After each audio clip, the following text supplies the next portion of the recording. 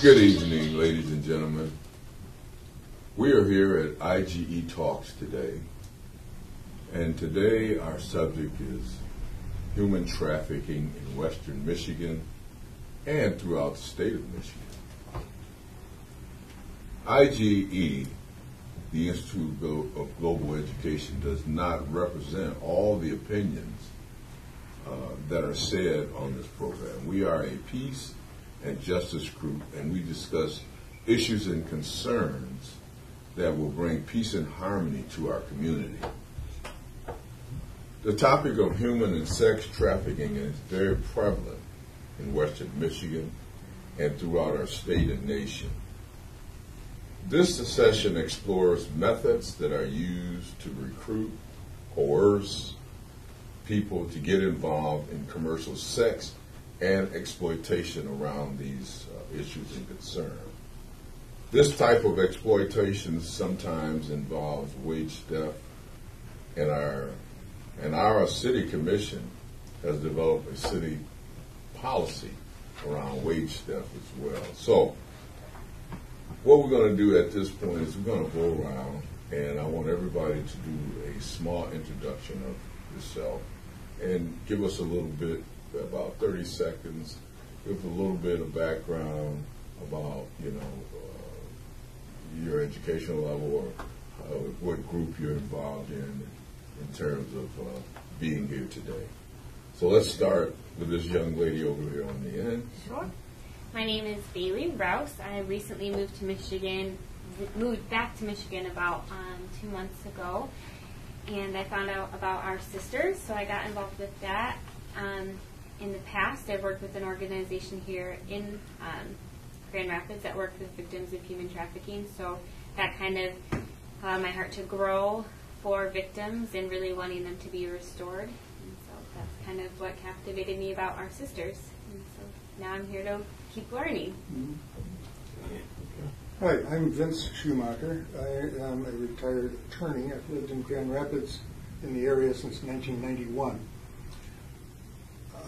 I recently was given the honor of being elected president of the organization Our Sisters, that Bailey just referred to. And if the occasion arises, we can talk more about what Our Sisters is and what it does, what it's expected to do over the course of the next 3 years. I'm pleased to introduce Lori. My name is Lori Piersma. I'm a retired healthcare worker, and I've got involved with Our Sisters probably in the last 6 months. Vince is a very good recruiter. He seems to recruit people to different things, and I'm really enjoying myself. I've learned a lot about human trafficking since being involved in this, and our goal of Our Sisters is long-term to establish a way to have services available for sex-trafficked women. So. I'm Chester Lowe, and I'm one of the board members here at IGE. And as well, I have worked in the community here as an advocate for rights of humans. And sex trafficking is one issue that we would sometimes have to respond on or deal with. My name is Kate Shockey, and I'm a local artist and weaver, and I'm a volunteer at IGE. Hi, my name is Johanna Sisek, and I also am on the board at IGE. I'm a former teacher and pastoral kind of person, pastoral minister in churches, so this is a subject that is, although I've never been involved in actually being part of a group, other than like tonight, and maybe a week from now, or a couple of weeks when we do the walk, it's not right. We shouldn't be allowing it. And I'm sure it's a very complex subject, so I will be happy to learn what I can tonight. My personal interests right now are with our environment and climate change, and I'm part of Citizens Climate Lobby, where we try to communicate with legislators to really take the kinds of steps we need to take now related to the environment. Great. Okay. Mike Franz, I'm with the IGE board. And I came here tonight to learn what I could about this interesting subject. I'm a retired community college professor, and when I taught literature at the college, about as close as we came to this subject was the Ballad of Frankie and Johnny, which you might be familiar with, the classic pimp and prostitute relationship. And I'm sure things are very different today. And all I have to go on is the movies I've seen, where you got the black pimp and all this stuff going on, and the drugs and the paraphernalia and everything. There's got to be more to it to that, and some things that we can possibly do to make a difference. And I'm Paul Mayhew. I'm the host today, and former clinical psychiatric social worker and former Kent County Commissioner. So we have a great topic today, and I see some leadership here that we just kind of start off on this and explore some of the methods used to recruit and coerce people to become involved in either sex trafficking or just, the subject itself. I just recently bought a book, and it was about halfway through. It's called Not in Our Backyard, and trafficking, in the area. And it just amazed me. The recruiting is actually taking place in high schools.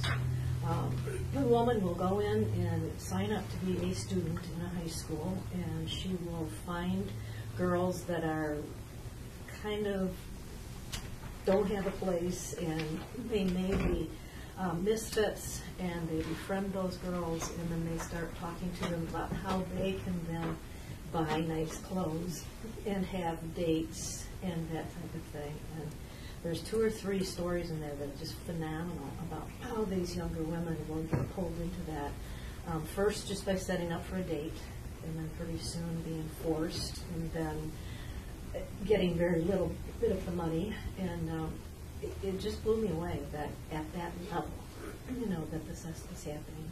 And I keep on thinking, not in our schools, not in our backyards.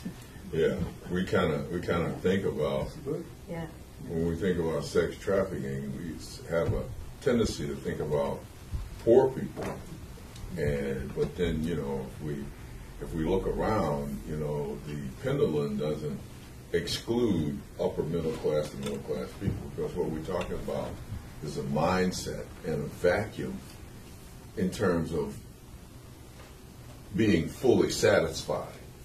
So when you got a satisfaction vacuum, in a person's life, then sometimes whether they're the richest person in the world, if you got that vacuum, then you become subject to the whims of situations like this, the exploitation of it. I had an interesting experience when I first started teaching at South High School. This would be about 1964, maybe before you were born, I don't know. This one young man would come up every afternoon and he'd say, "I'd like to see the absence list for the afternoon." They'd publish twice a day, and he'd check it over. And one day he said, "Do you wonder why I'm checking this list?" I says, "No, not particularly, but you're welcome to look at it." He says, "Well, I've got some 8th grade girls out here that have to be on this list or they're not doing their job." And he had a little business on the side. He was probably 11th grade. He thought it was pretty cool stuff. But what you said kind of reminded me of it. It may be everywhere for all we know, but it goes on in the high schools.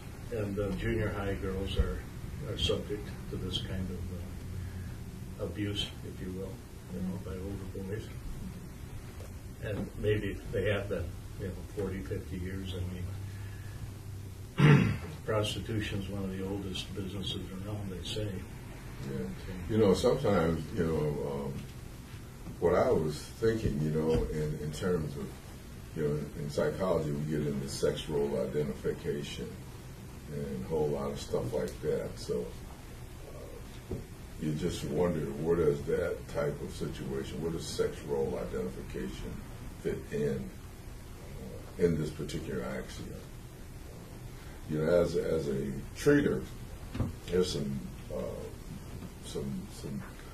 huge turning points in people's lives that you'd be cautious of, because human mind is still vulnerable, and at 19 turning to 20, is a very vulnerable time for humans, because now you're leaving your teenage years and you're coming into the 20s, and the vulnerability is, what do I do? How do I position? Where do I go from here? Unless you have a lot of support systems. And in that other age, 29 turning to 30, which is, now I'm in my 20s, now I'm getting old, so those two, in terms of my work in mental health, I found those two ages phenomenal in people losing a grip in terms of how to keep themselves moving forward. And I'm quite sure there's probably more than that. But this is just basically from my observation of dealing with psychosis and personality disorders and stuff. There are any number of stories about young men, boys, who came out to their parents as being gay and who were shown the door. You're no longer welcome in our house. Where did they go? Yeah. They wind up out on the street, and they wind up being trafficked one way or another, just to make a living, and to have someone who can look after them.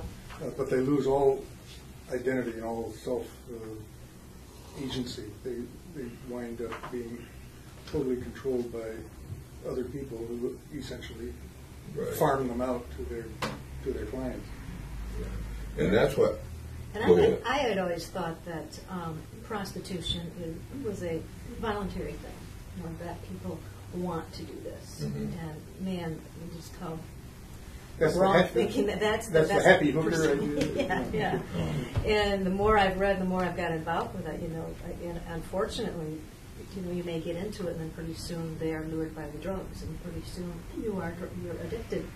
So you can't get away from it because you need the drugs to go back to. And, there was a movie on last night, on late on a channel that nobody else would subscribe to, but who's that guy that Leonardo Dicaprio? DiCaprio. He played a young man. This is a 1989 movie, pretty young in his career, who was gay and doing drugs, and he was pulled into homosexual relationships where he had to perform for men and so forth.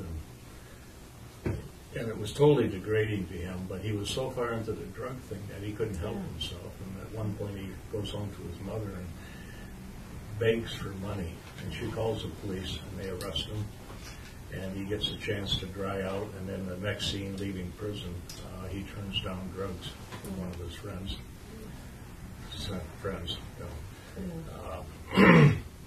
It was quite an interesting movie, and very powerfully acted out and dramatized. But most of our impressions of this kind of thing come from movies, right? It's what we see depicted in film.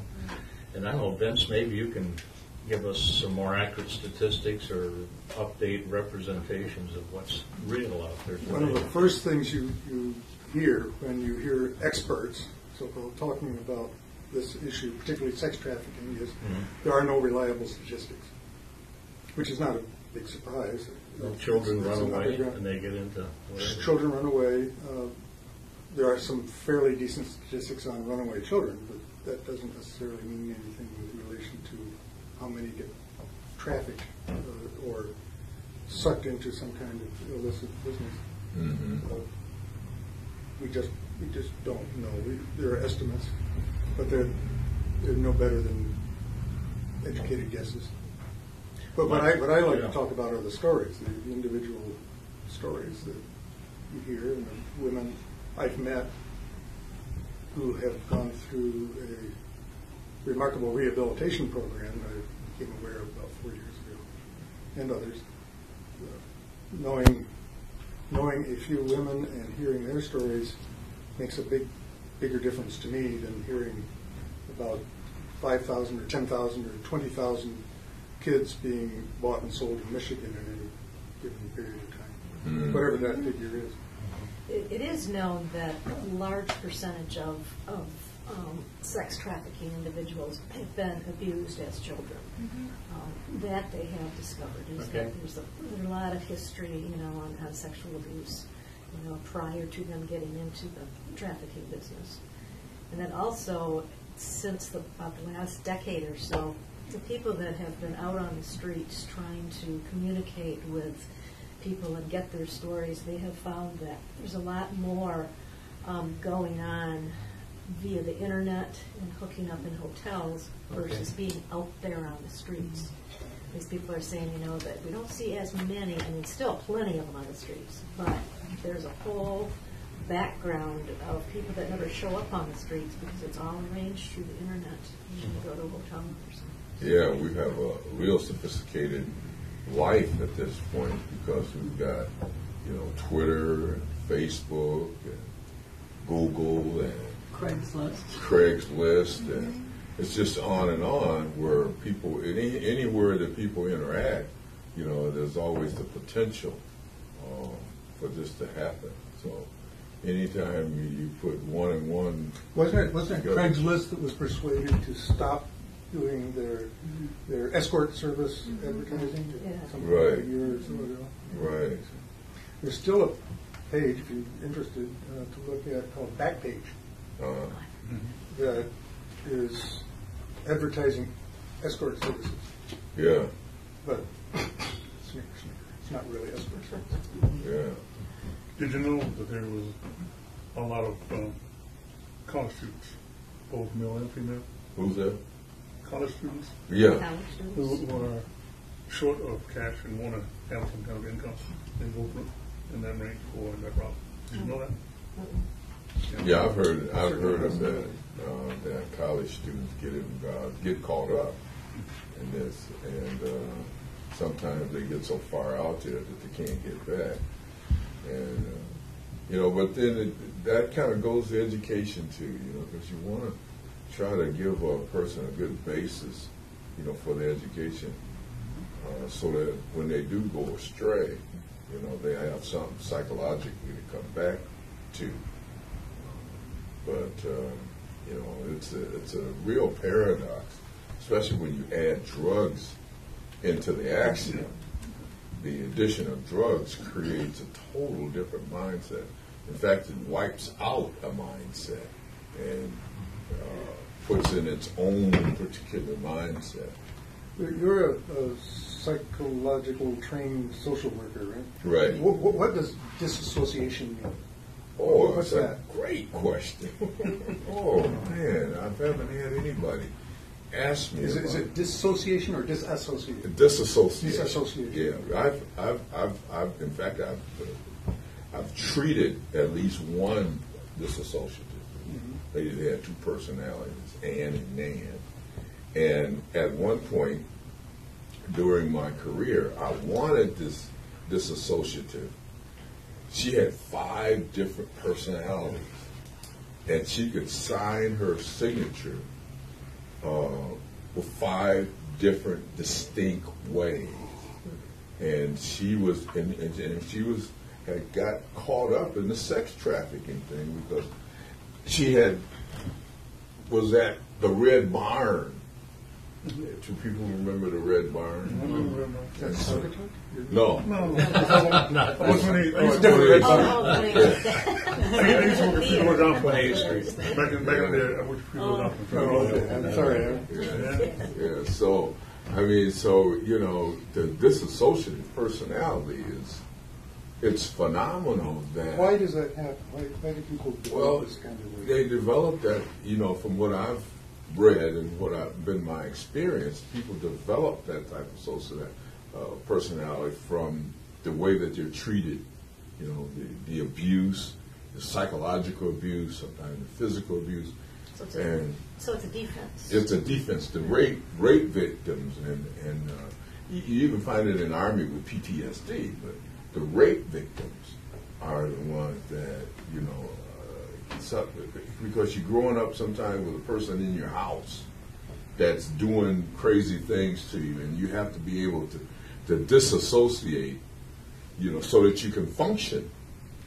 So, what's the book that we always read of at our sisters' meetings? I just happened to, Because maybe. we read at each one of our sisters' meetings, we read something called "Find Your Way Home," and it's all words from people that have gone into have been able to get out of prostitution. They're living in a safe house, that type of thing. So every meeting we read from one of these stories, and so many of them will talk about it just wasn't me. They just disassociated. It wasn't me. It was just that somebody is doing something to this person, but it's not me. Mm-hmm, And then, and then when they, after a while, they got their help, they realized, just how much trauma they had. But some of them were able to kind of just disassociate. In order to preserve their self-respect and integrity. Yeah. Say, that's somebody else doing those it's not things. me doing Sleeping with 8 men a night. Yeah. But Find Your Way Home is just an excellent, it's just all personal stories of the women in their own words. It's very moving. yeah. My experience with dissociation was pretty mild, but I think, thinking back on it now, I think I understand what was happening.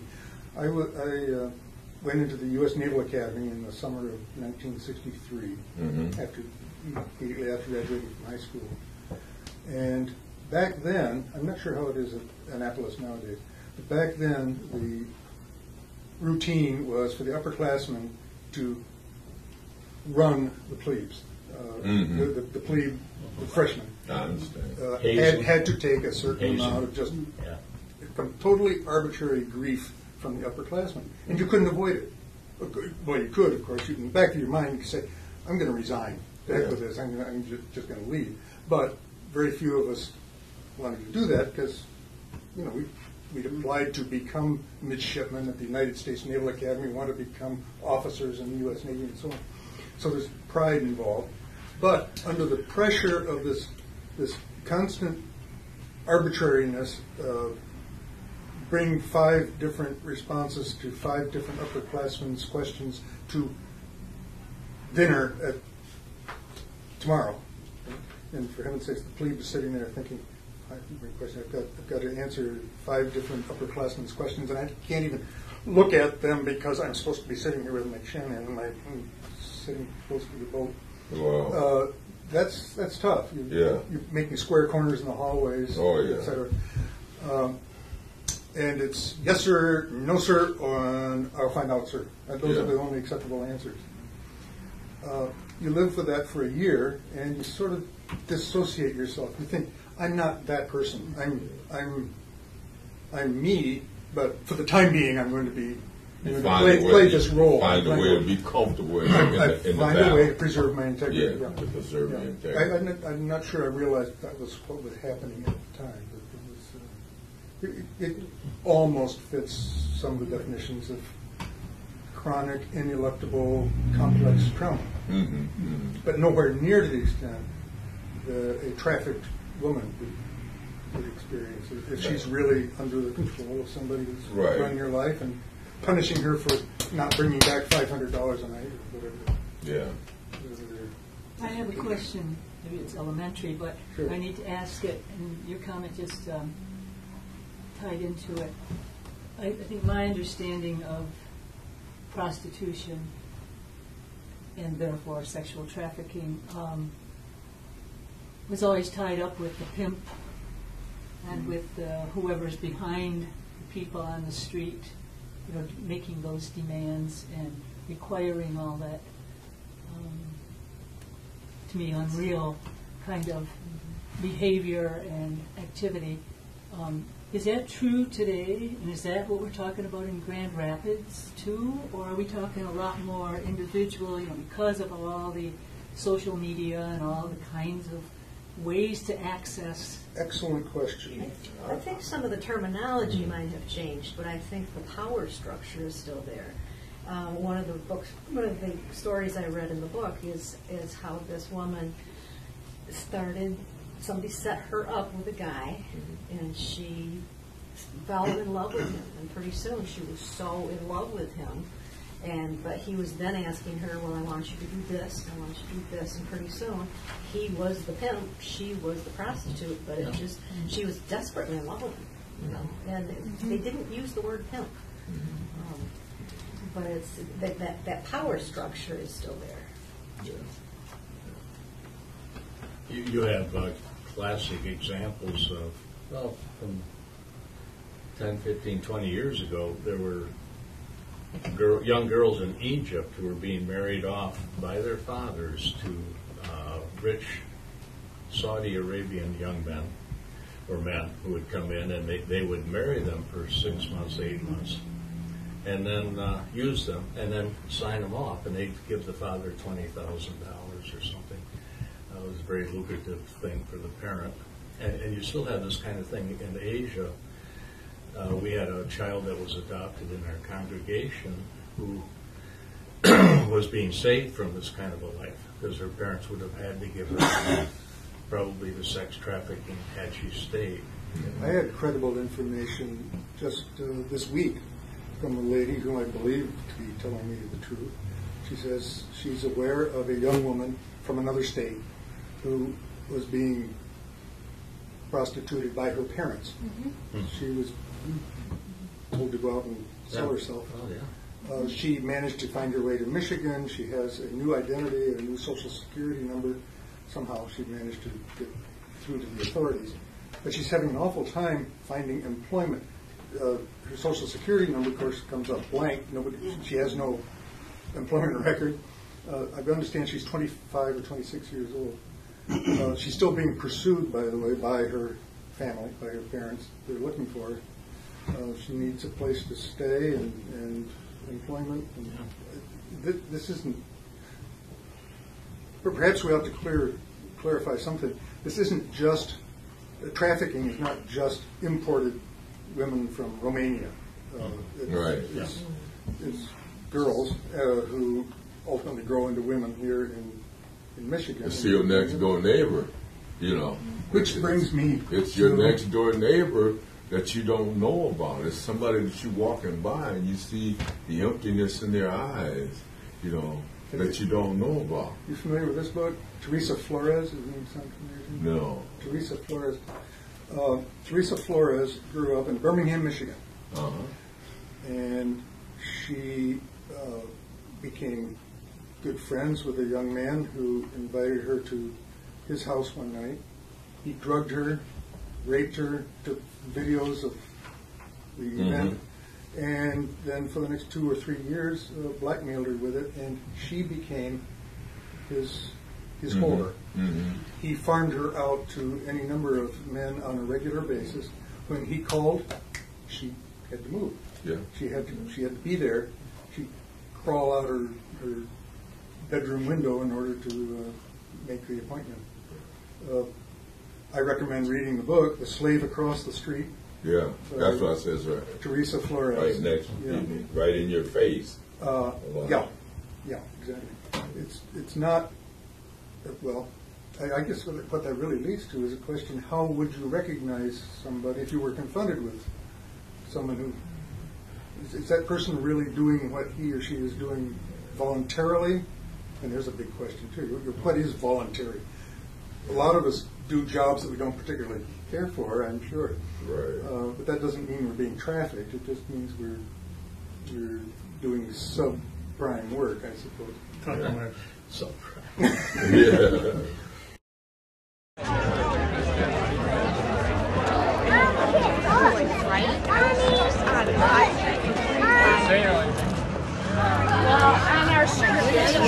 Oh my goodness. That's my favorite book. Do you like this book? Do you want this book? We can read this book every day. Oh, that's a good read. As a bulldozer clears the way. Our building project is almost done. We worked very hard today. So can you tell me what I just read? I know it's weird. Later today, I can come back later. What can you say? Is there something you can say to welcome someone? Bye. That's a great idea. So if I reach out my hand and say hello, is it easy to forgive somebody, or is it sometimes hard? Sometimes it's really hard. It takes a lot of patience. So we're going to plant some seeds of forgiveness. I got 4 cups, and then cover it up. And then you take that pot home and you water it. Thank you. Okay. Oh, you need your sticker, don't you? You on the eye? All right, let's put this right here. Whoa. You need to go, and then you can decorate it.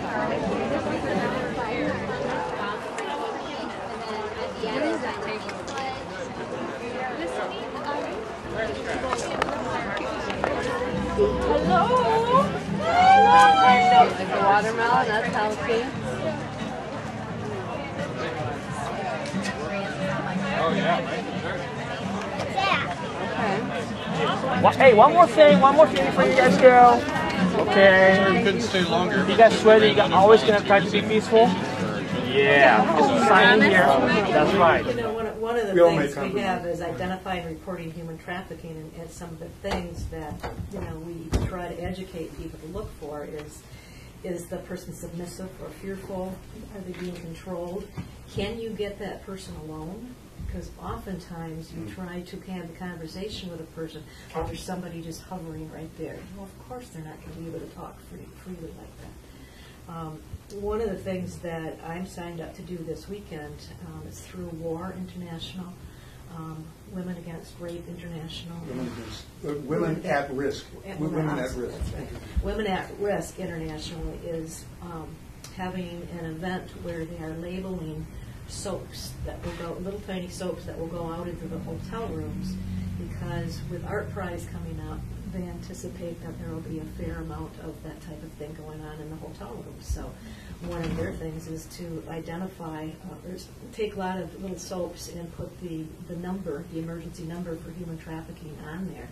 So if by chance somebody ends up in that hotel room, they can take this little piece of soap. I mean, I thought, what a phenomenal thing to think about, But it's the message on that soap wrapper is, if you are being compelled to do something you don't want to do, call this number. Mm-hmm. It's a nationwide number.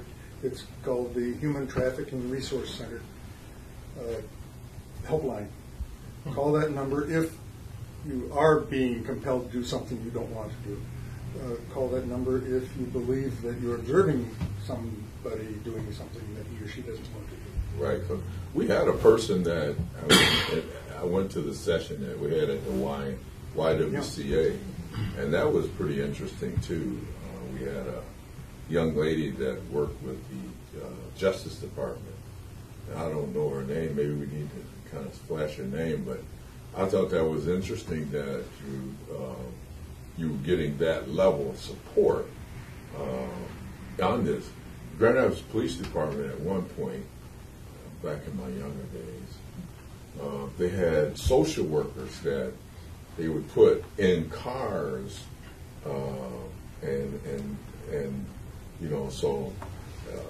so sometimes when they pick up the ladies of the evening, they'd have a social worker in the car, or a social worker that would ride with them when they knew they were going to make that type of pickup. I forget the young lady that worked with us on the Police Chiefs Advisory Committee, and she's a social worker, but she's always been right there coordinating stuff for picking up ladies in the evening.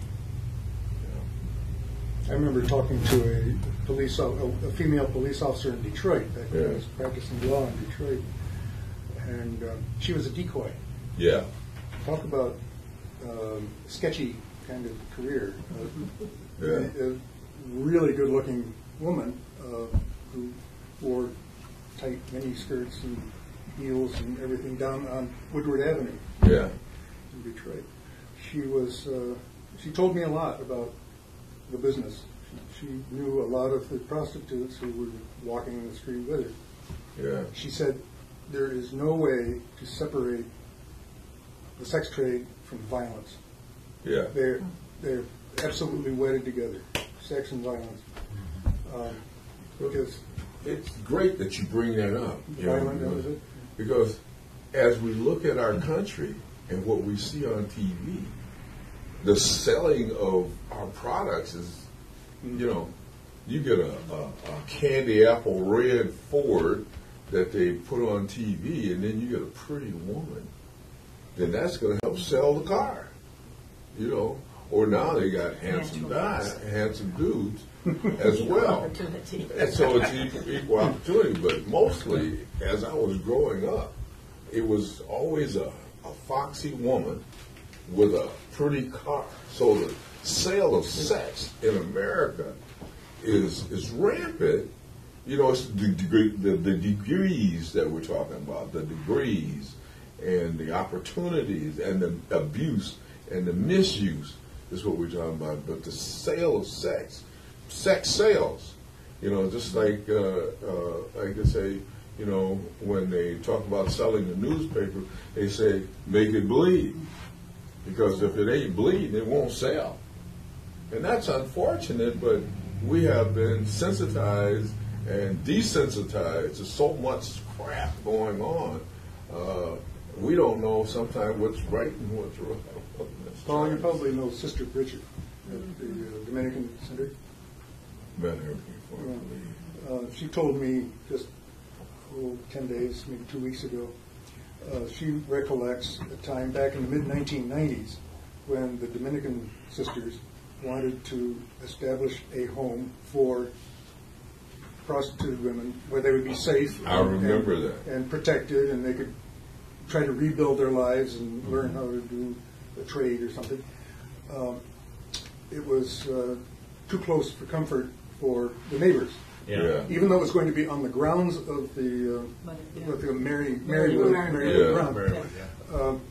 Over across the street, the neighbors were not happy about the prospect of having those women in our neighborhood. That, of course, you're familiar with the NIMBY idea. Yeah. The interesting thing is she told me that essentially we're doing the same thing now. We have this same building, which is a resource for women, and we just don't promote it as a resource for prostitutes. Now, whether they're complying with city ordinances or not, gee, I hope I'm not. I hope I'm not saying something that will get Sister Bridget in trouble. I think you're hitting it right on the head, because the spinoff, in terms of my coming up, you know, you got the Women's Resource Center that came up. You know, when I started in social work 30-some years ago. That's still in operation. Yeah, and it's still in operation. You got the Women's Resource Center. We got the Center for Women. You got other, you know, a GROW. I don't know if you know what GROW is. It's an acronym for Grand Rapids Opportunities for Women. Opportunities for Women. So out of these types of conversations came, you know, actual plans to help women emancipate themselves. There was a report made in 2002 or 2003 by the Prostitution Roundtable, which was put together by active, concerned, socially involved women, mostly women, in Grand Rapids.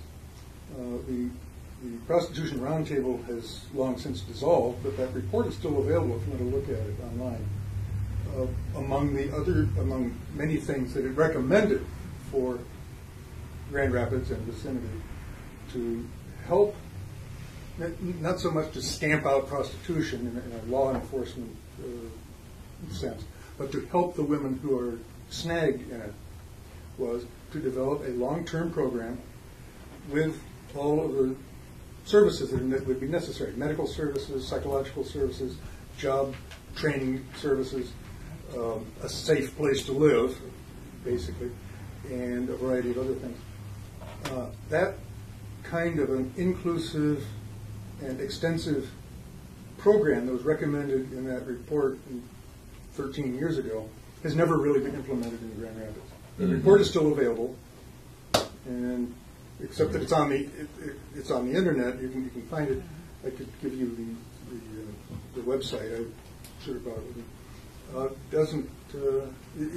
It's encouraging in that it is evidence that people were thinking about the welfare of the women back 15 years ago. but of course it's also discouraging because nothing has happened, it's not there. Which leads me to talk about our sisters, if you'll allow me. Yeah, would you tell us? Yeah, what's the model? The whole point of our sisters is to do that, essentially, to fulfill that unfulfilled promise. We expect to be able to provide a house for what we call this mutual self-supporting group of women, maybe 5 or 6 women at a time, by 2018. Between now and 3 years from now, we're going to be in fundraising mode in order to be able to assure ourselves and to assure the women that when we make a promise, we can keep it, that there will be a house and that there will be the services and so on. So we're expecting to raise $1 million in 3 years. One of the models that we're designing after that is something in Nashville, Tennessee, called the Magdalene Sisters, and it was started by an Episcopal priest, Becca Stevens, and their model is to, in addition to housing them, give them some sort of training, that type of thing. And they have a bath and beauty projects called Thistle. It's called the Thistle Farms. In fact, I have a little bumper sticker on my car saying I'm a thistle farmer. But the whole idea, that's a tongue twister too, a thistle farmer. But the whole idea with the thistle farms is a thistle is a weed. Nobody wants it. It's kicked aside. These women are just not seen as valuable. They're kicked aside. But when somebody pays attention to it, like the thistle, beautiful things can come out of it. And I just like that analogy. If you ever observe a thistle blossom carefully, they are beautiful little blossoms. Are you familiar with Genesis House? I think that may be closed now, but it operated in the early 80s. Oh, okay. Started by a woman from England, Edwina Gately.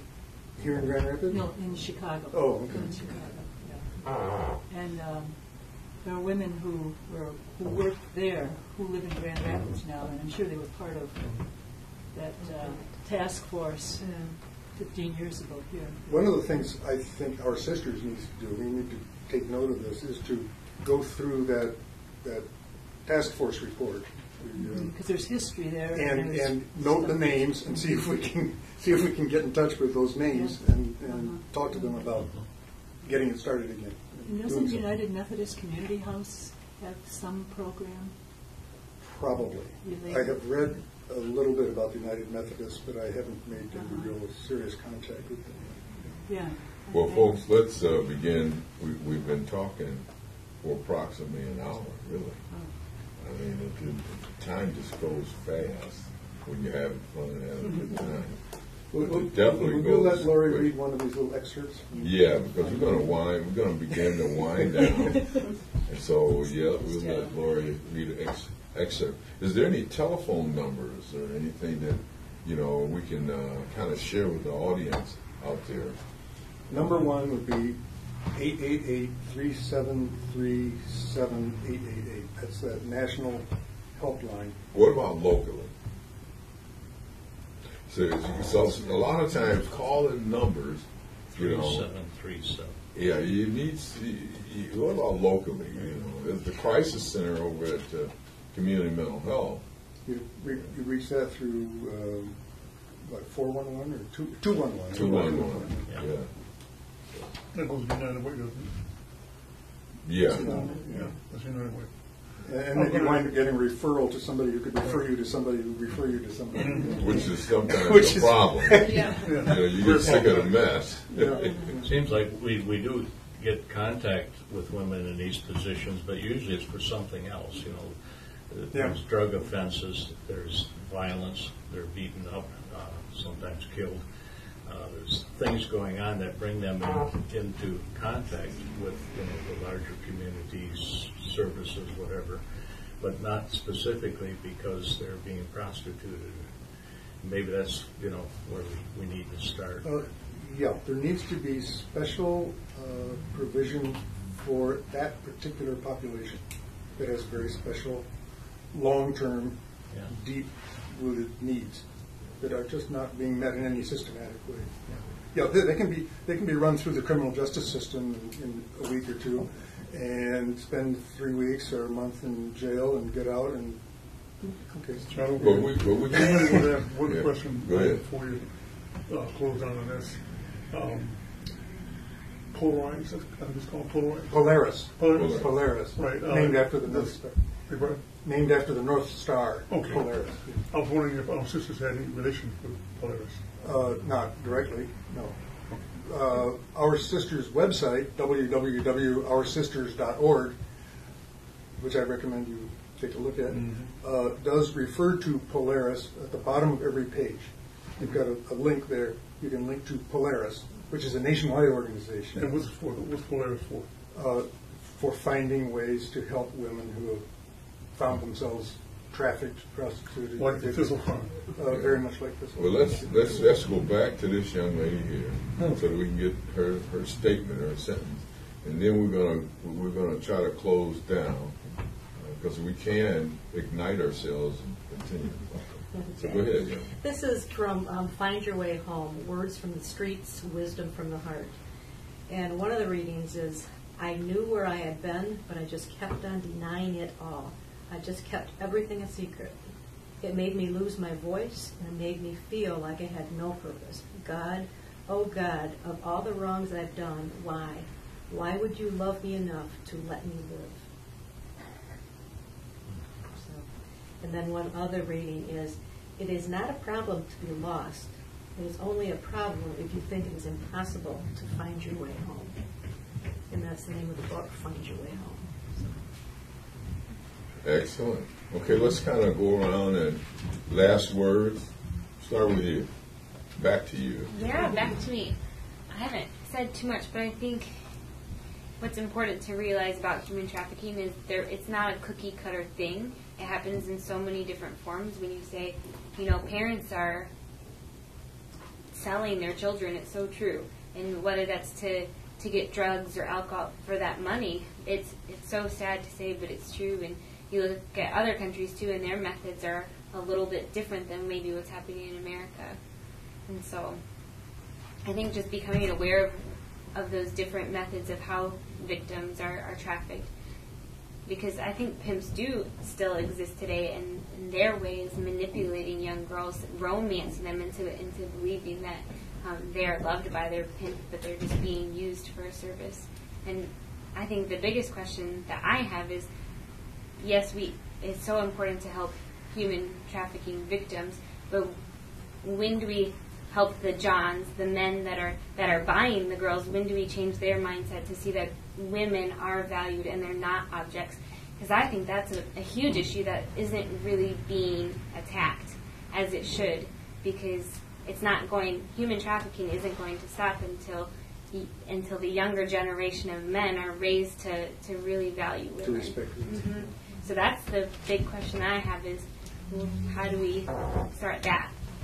That's a great question. Yeah. That's the subject for next month's. Yeah. You just made the circle a little bigger. I know.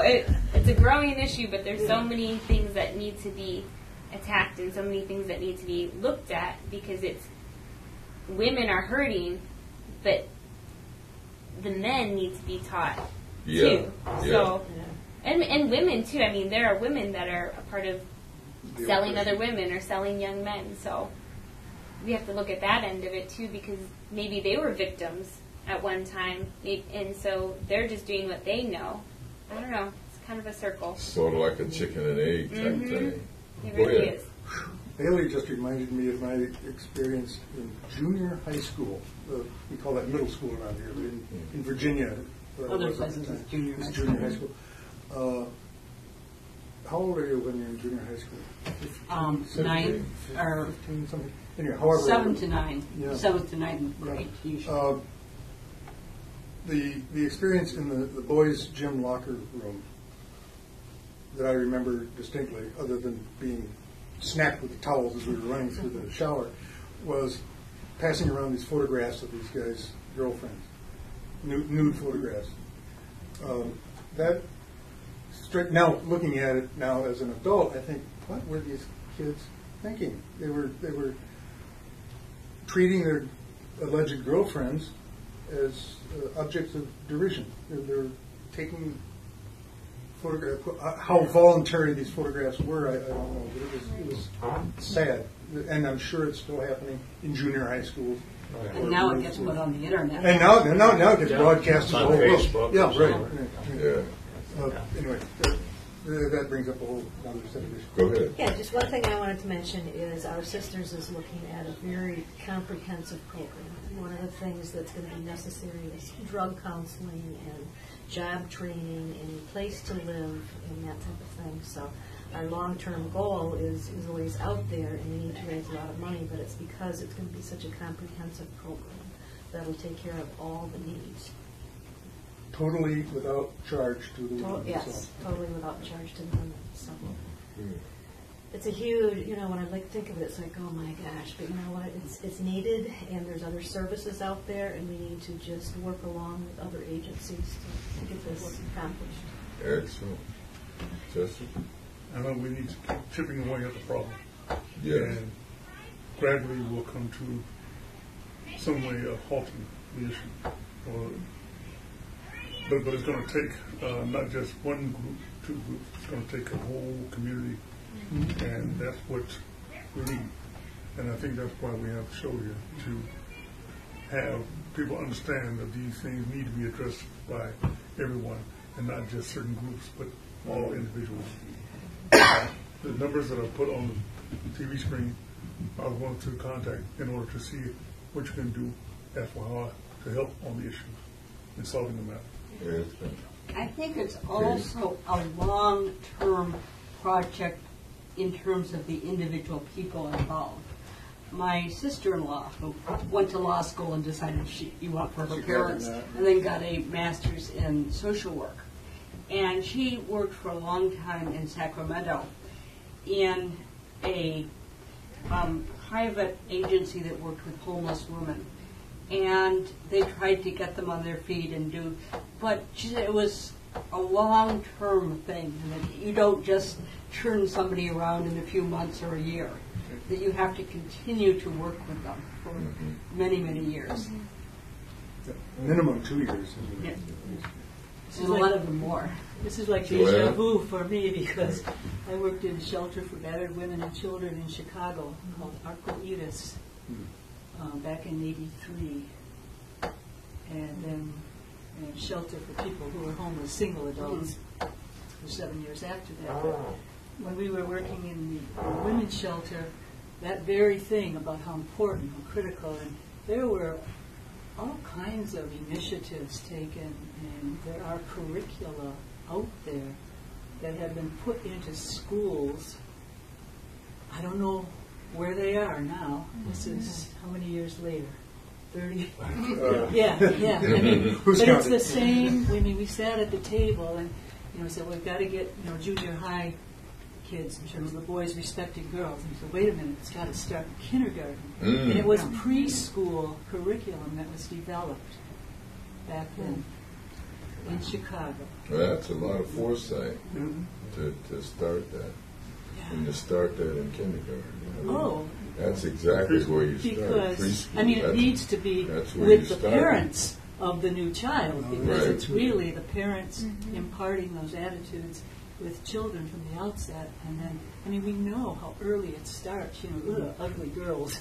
Yeah. The worst thing you call a boy is a girl. Yeah. Mike? One thing that we probably haven't talked about is the way we stigmatize girls who have been prostituted. I think we need to see them as victims. I think about the New Testament and how Jesus told them to let the man who, without sin, throw the first stone, and Mary Magdalene, if she was indeed a prostitute. And, they are redeemable, and they deserve every opportunity. And they don't need our condemnation. They need our help. And I hope your organization flies locally. And there's also the great double standard where a woman is loose and bad, but if a boy does it, then he's sowing his oats. He's sowing his oats. He's learning to become a man, which isn't becoming a man, but that's. Well, we just want to thank you, everybody, for chiming Thank in you, on Paul. this particular topic, and we hope that the audience, we know that the audience, there was information imparted, telephone numbers imparted, and we just hope that you out there in the audience can take advantage of the phone numbers and seek this out. You know, people are hurting, and you do have some contacts, and I do know that our local Justice Department is involved, so you can contact Pat Miles or whoever that is, and they'll refer you to the right person. Pat Miles is the director down there at the Justice Department. The federal marshal. Yeah, so he can direct you to the right person, because there was a person, I forget what's her name now, person that's on this committee, that was on your committee, that's part of the Justice Department. Tessa Tessa Hessmiller. Tessa Hessmiller. She's a associate or assistant U.S. attorney for the Western. Excellent. That's the name I was trying to pull up. And she is very much interested. She'd like to talk to people on the subject. So again, thank you and thank everybody for showing up, and we really appreciate it.